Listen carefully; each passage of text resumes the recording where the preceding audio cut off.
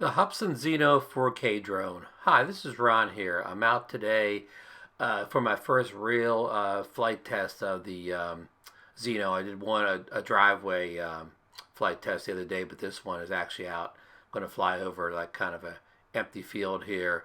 As you notice on takeoff here, and I've seen it happen every time I've taken the drone off, no matter how many satellites it says I have. It's not when it takes off, it's not in full GPS lock. It's wandering around because it really hasn't locked into GPS yet. I mean, it has enough satellites to take off. I had at least 12 satellites here, and I don't always watch the app constantly, but I've seen it say GPS lock after I've had it up in the air for a few minutes. So this is kind of a con here. You have to kind of just watch it and kind of fly it around like it's an altitude hold drone for a few minutes before you actually take off, or you won't have the full GPS lock. Again, I've seen it almost every time I've flown a drone, so I don't think it had anything to do with an area or interference or whatever.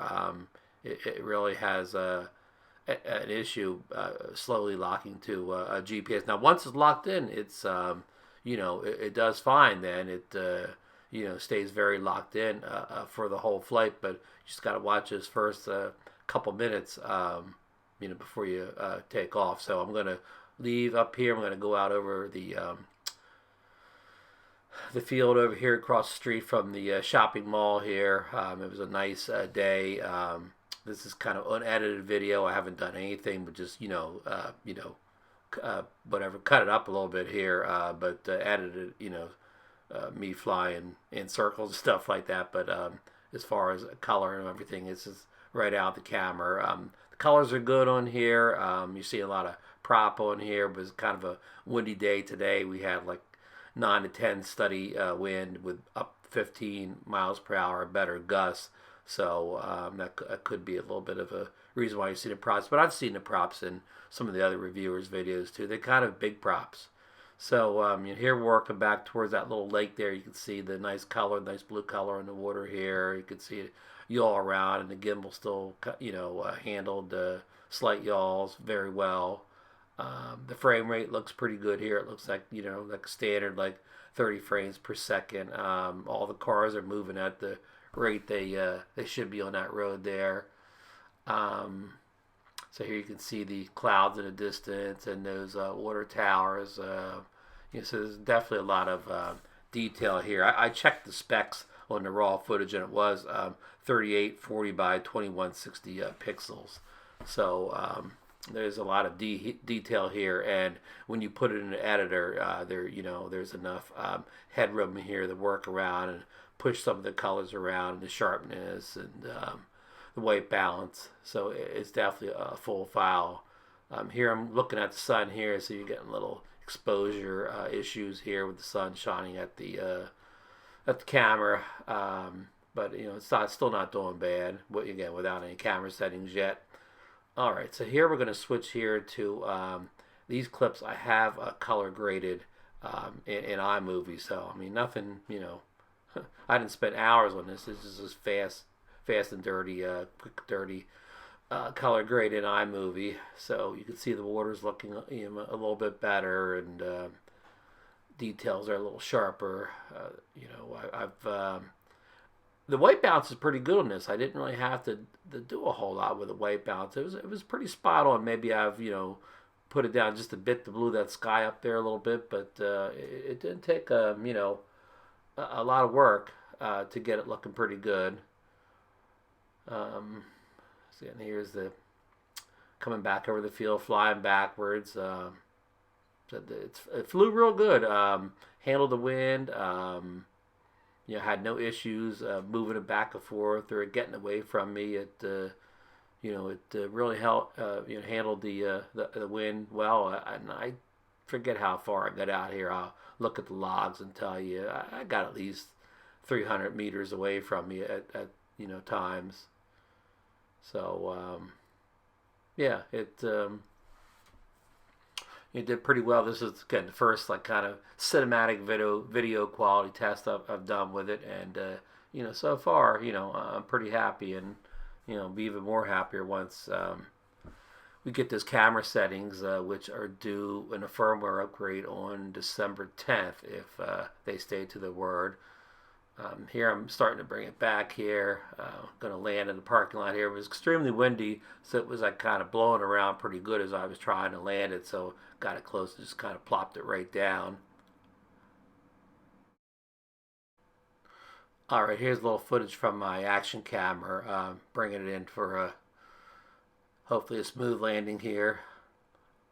Again, it was pretty windy out there. It was kind of rocking it around when I was trying to land. It did better up high than it did low. So here we go. We're almost down. There we go. Another successful landing, as we say in the quad business. So hi, I'm saying hi. Extremely cold out here. Cold and windy. Not the best day for a flight, but we wanted to get some of that video in. Here I am with the equipment there. Look at that beauty there. She's good. Okay, now here we're at a different location. We're over here at the school near my house near Sunset. We got the awesome magic hour colors going on here. There's that flick of light you get every once in a while. I don't know what causes that, whether that's some kind of a communication issue or between the drone and the memory card slot. I don't know. Here we go. We got some beautiful looking clouds there. Again, look at the blue and the reds popping on that building there. I mean, this thing definitely saturates the color real well. Again, it was windy again here. I'm going to say at least 15 mile per hour, better gusts, and it cut right through the wind. You never have any sense of this trying to get away from you. So, okay, I'm almost to the end of me doing the talking here. It's going to do a return to home in a return to home test in a few minutes. When it gets to 20% battery life, it automatically returns home. It's like that 20% battery, the Phoebe does a automatic return to home. Let's see how she does this time. Will she hit the pad or not? Probably not. It'll be closer than last time. Oh, look at this. She got 2 legs on the pad. I'm going to say she's about 75% on the pad. Nice.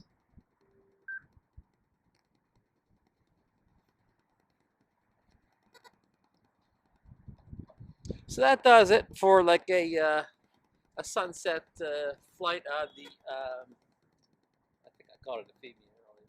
The Hubsan Zino, our first sunset flight. We'll see how the video looks off the memory card. You look pretty good on the screen. So we'll see you in the next one.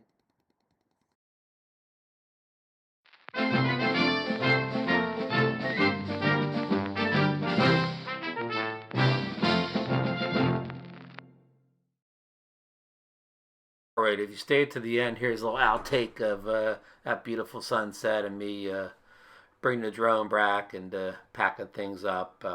Again, thanks for watching this video. And just a few highlights was that, no GPS lock-in at the beginning. Look at how well the lens gimbal protector goes on there. It's a really great gimbal protector. But except we got couple issues here. We found in this video, so see you in the next one.